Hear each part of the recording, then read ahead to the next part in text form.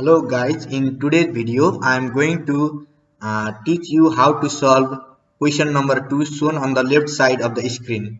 So the question number 2 asks us to find the sum of 7 plus 3i and minus 8 plus 9i, and we know that I is equal to root under minus 1. So when we see this, we should understand that this is a complex number.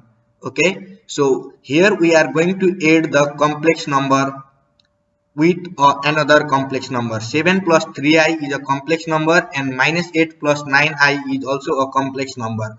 So a complex number has two parts, a real part and an imaginary part. Okay, so here in question number 2, 7 and minus 8 are real part and 3i and 9i are imaginary part.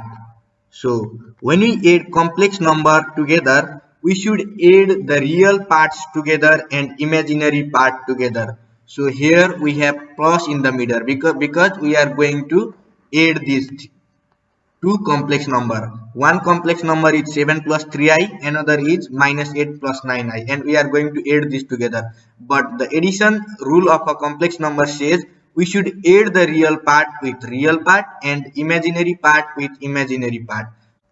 So we will be adding 7 with minus 8 and 3i with 9i.